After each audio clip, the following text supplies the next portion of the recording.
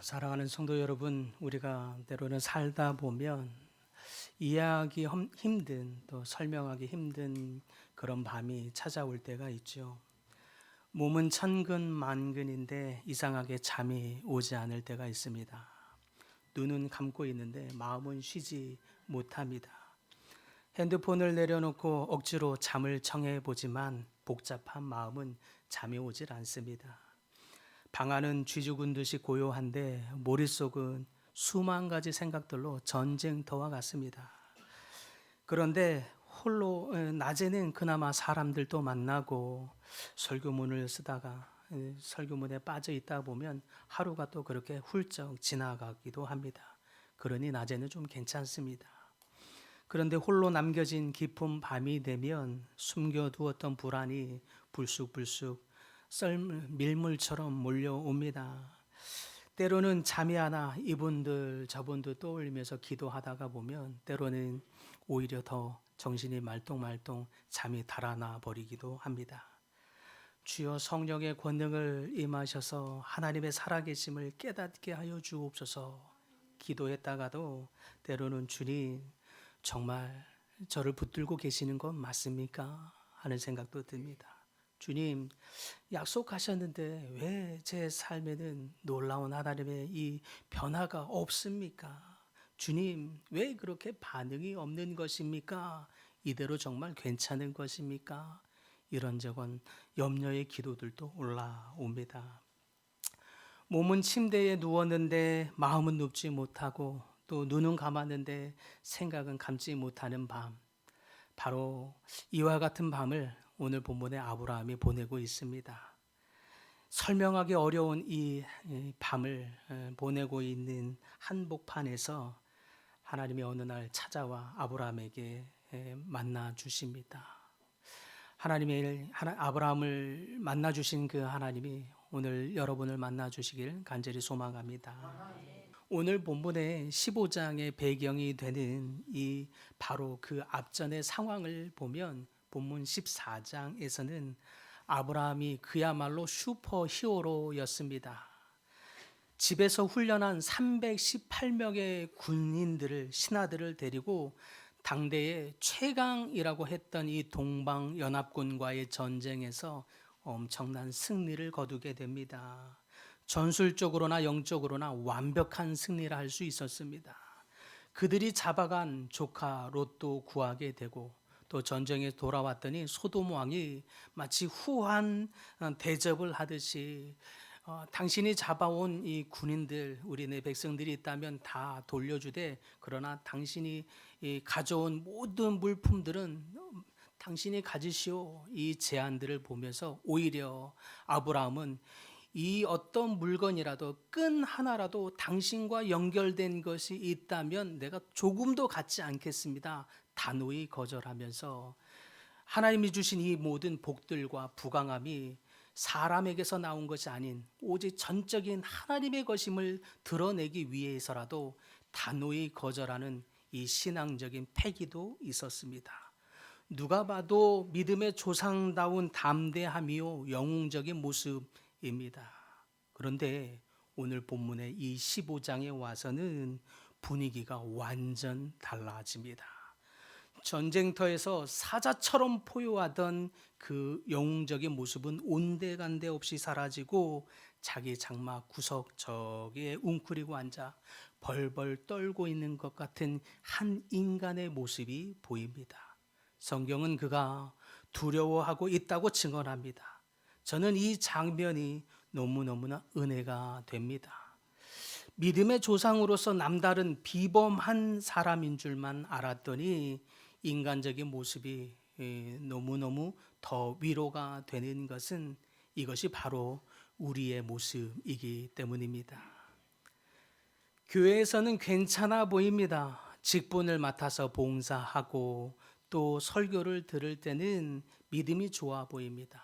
하지만 고독한 밤, 조용한 시간이 되면 우리 안에 또 다른 소리가 들려옵니다. 주님, 너무 두렵습니다. 저들이 다시 보복하려 오면 어떡합니까? 제 곁에는 몇 명 되지 않은 늙은 종들 뿐이온데 다음에도 과연 이길 수 있겠나이까? 아브라함이 바로 이런 고민과 이런 상황 가운데 놓여 있습니다. 전쟁은 끝났는데 마음은 끝나지 않았습니다. 몸은 장막으로 돌아왔는데 가슴은 아직 전쟁터에 있습니다. 아브라함의 두려움, 근거 없는 망상이 아닙니다. 현실을 너무나 잘 알고 있고 또 잘 깊이 보고 있기 때문입니다. 한 번 이겼지만 또 누가 쳐들어올지 모른다는 두려움이 그에게 있습니다. 이번에는 롯을 구했지만 다음에도 과연 구할 수 있을까 하는 이 막연한 두려움이 있는 것입니다. 밖을 보면 여전히 사방의 적들이 진을 치며 둘러쳐져 있고 안을 보면 상황은 더욱 기가 막힙니다. 하나님은 분명 자손을 저 하늘의 별처럼 많게 하겠다고 하셨는데 지금 그의 장막 안에는 아기 울음소리 하나 들리지 않는 서늘한 정막뿐입니다. 앞날이라고 별로 될 것이 하나도 보이지 않는 이 속에서 소망이 아니라 더욱 절망스럽게 됩니다. 이런 상황인데 하나님 무슨 열국의 아비가 된단 말씀입니까? 라고 하는 이 두려움 섞인 이 절망이 원망이 저절로 나옵니다. 자금의 이 현실적인 상황을 객관적으로 보면 볼수록 더욱 비관하게 됩니다. 여러분, 영적인 세계에서는요, 현실을 이렇게 정확히 진단한다고 소망이 생기지 않습니다. 자꾸 환경을 진단하고 다른 사람을 분석하며 상황을 비판하면 할수록 우리는 더 깊은 절망의 늪으로 빠져들게 됩니다. 아브라함은 지금 바로 이와 같은 상황에 된 것입니다. 현실적인 한계라고 하는 이 장막 안에 갇혀 있어서 절망의 늪으로 빠져가고 있는 것입니다. 약속은 저 멀리 안개처럼 보이고 손에 잡힌 현실은 차갑고 단단한 벽같이 느껴집니다. 그러니 걱정과 두려움으로 잠이 오지 않는 것입니다. 이런 상황 가운데 중요한 것은 두려움이 오는 것을 애써 괜찮은 척 없는 것처럼 하는 것이 아닙니다. 진짜 중요한 것은 이토록 두려운 밤에 나는 과연 누구의 음성을 듣느냐 하는 것입니다. 그 처절한 고립의 밤에 하나님의 말씀이 아브라함의 장막을 뚫고 들어옵니다. 여호와의 음성이 환상 가운데 그에게 나타나 말씀하십니다. 1절에 아브라함아 두려워하지 말라. 나는 내 방패요 너의 지극히 큰 상급이라. 이 말씀이 얼마나 감동이 되던지요.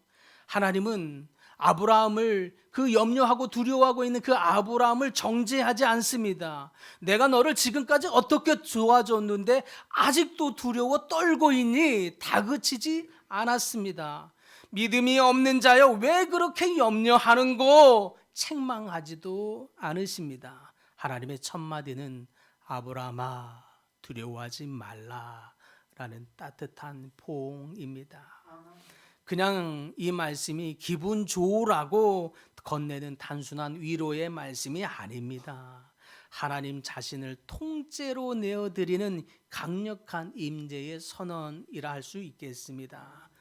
두려움 한가운데 있었던 이 아브라함에게 하나님의 음성이 그의 심령을 뚫고 들어와서 말씀하시기를 아브라함아 네 마음이 왜 그렇게 시끄러운지 내가 다 안다.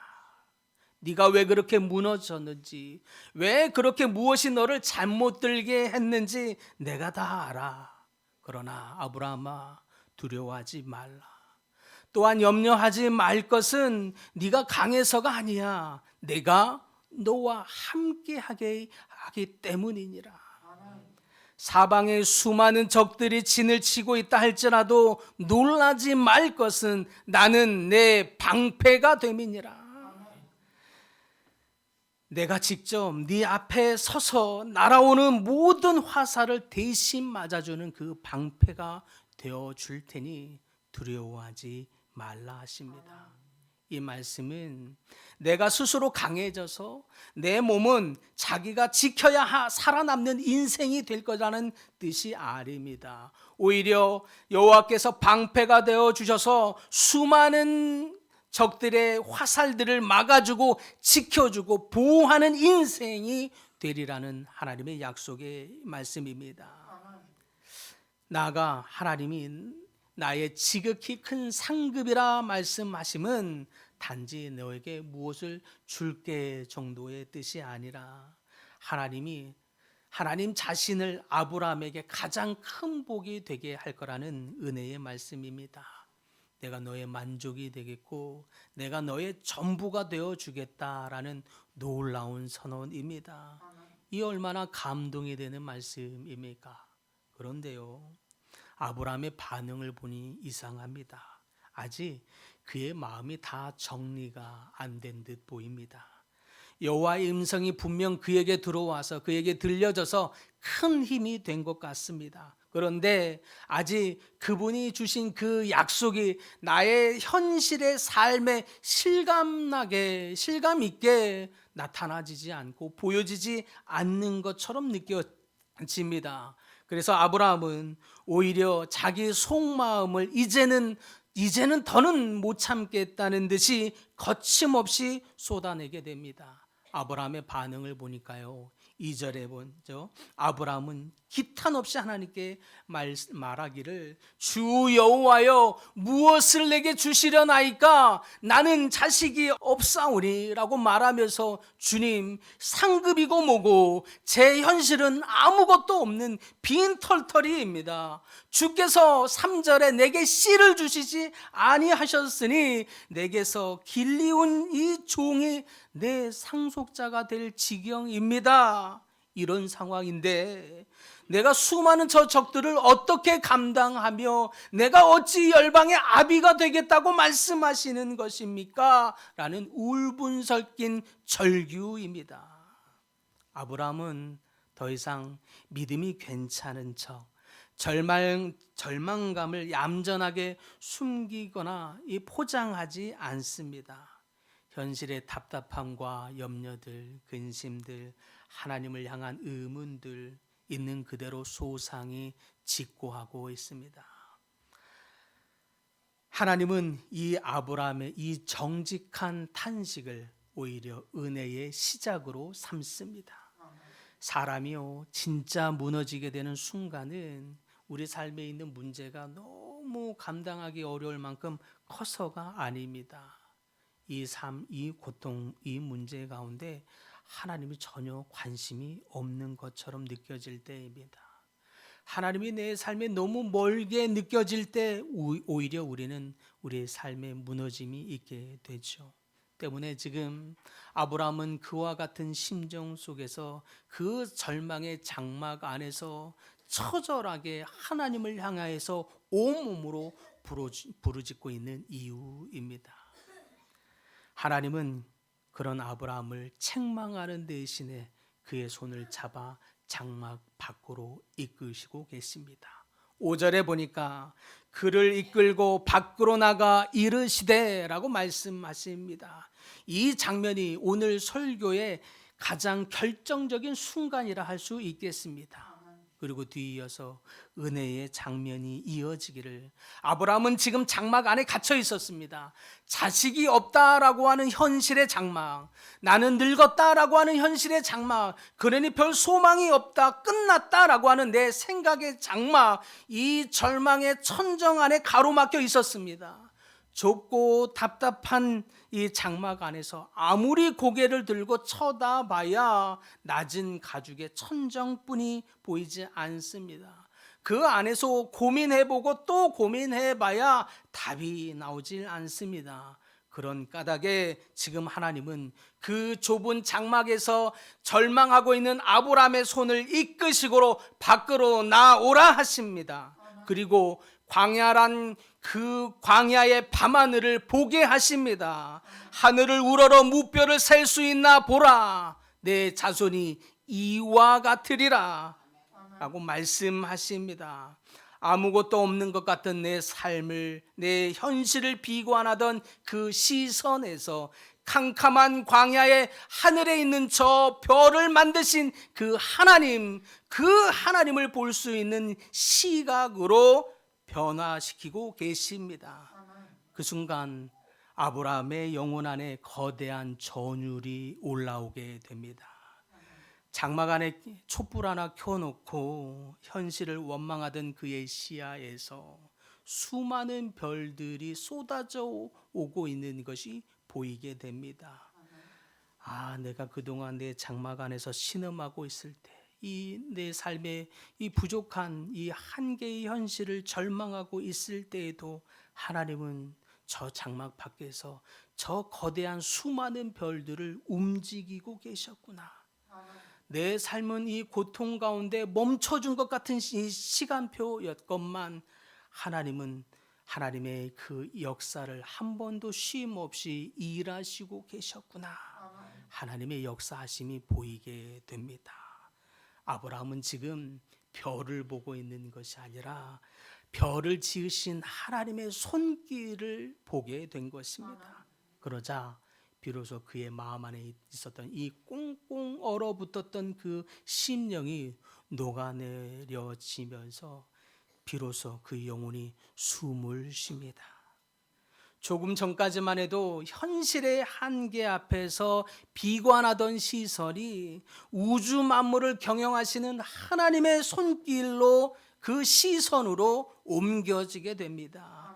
여전히 현실에는 대적이 진을 치고 있습니다. 내 몸은 늙은 것이 사실입니다. 그러나 하나님이 내 편이라고 하는 이 사실이 더 강한 믿음으로 그의 심령을 위로하십니다. 그러니까 아브라함의 심장이 다시 뛰기 시작합니다. 두려움의 눈물이 안도의 눈물로 바뀌게 됩니다.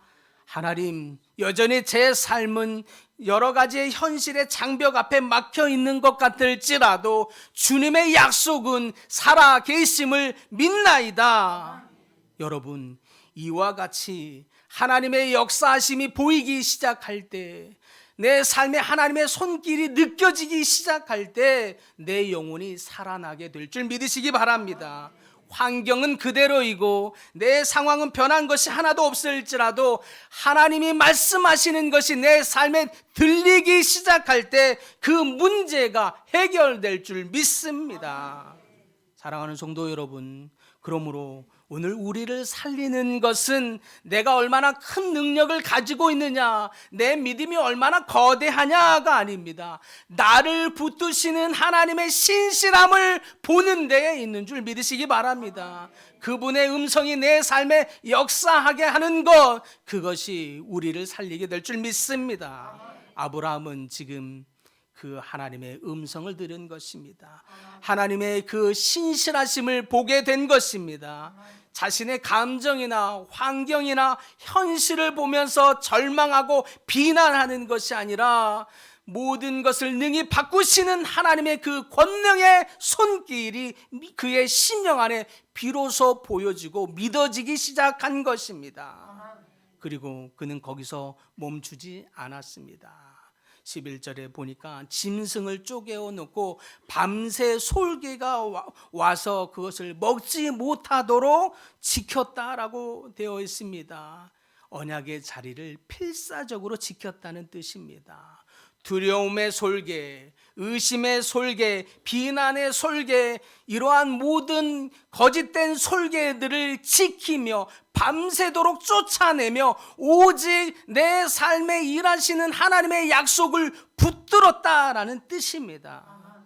오늘 여러분에게 하나님께서 주시는 결론도 이와 같습니다.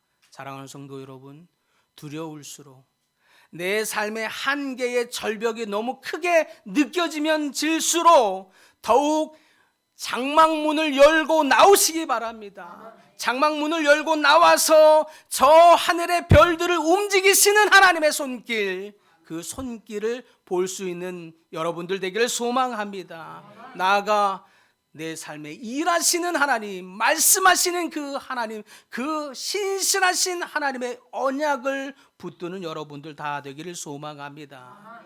인생의 밤이 찾아와 두려움이 엄습한 분 계십니까? 억지로 강한 척 할 필요 없습니다. 억지로 없는 것처럼 무시할 필요도 없습니다. 오히려 하나님 내 삶에 이러한 어려움이 찾아왔나이다. 그로 인하여 내 심령이 이렇게 두렵고 떨리나이다. 있는 모습 그대로 가지고 주님 앞에 나아가십시다. 현실이라고 하는 내 한계 좁은 장막 안에 갇혀서 스스로 한탄하고 비난하고 누군가를 탓하는 데로만 머물러 있지 말고 광활한 저 우주를 경영하시는 하나님의 그 손길, 그 약속을 붙드는 여러분들 다 되기를 간절히 소망합니다. 그러면 하나님이 우리를 붙들어 주시는 역사가 있게 될 것입니다. 그러면 우리 심령 안에 두려움이 몰려가고 떠나가고 하나님이 주시는 신령한 평강이 가득하게 될 줄 믿습니다. 우리가 현실의 절벽 앞에서 요동치는 마음이 있다 할지라도 하늘을 움직이시는 하나님의 손길, 그 손길을 보게 될 때 놀라운 역사가 우리 삶 안에 일어나게 될 줄 믿습니다. 그러므로 오늘 이렇게 기도하기를 소망합니다. 주님, 여지껏 눈앞에 보이는 이 현실, 이것을 더 똑똑히 정신 차리고 보는 것, 이것을 잘 분석하는 것, 이것이 이 세상을 살아가는 똑똑한 길이라고 생각했는데 오히려 내 삶에 부족한 이 현실로 말미암아 비난하고 원망하고 불평하고 때로는 없는 것으로 낙담할 때가 얼마나 많았는지요. 주님, 이 현실이 전부라고 착각했던 이 어리석은 믿음을 거두어가 주시옵소서. 이 현실 너머에 있는 전능하신 하나님의 손길을 더 볼 수 있는 영안의 눈을 열어 주시옵소서. 그 세상을 움직이시는 하나님의 음성, 그 약속을 붙드는 믿음을 우리에게 더하여 주시옵소서. 하나님의 약속을 붙들고 장막으로 나아가서 하나님의 손길을 보는 여러분을 통해서 아브라함이 그 찬란한 캄캄한 어두운 밤에 찬란하게 빛났던 별을 본 것처럼 여러분의 삶에 그 별이 가득하게 빛나기를 간절히 축복합니다.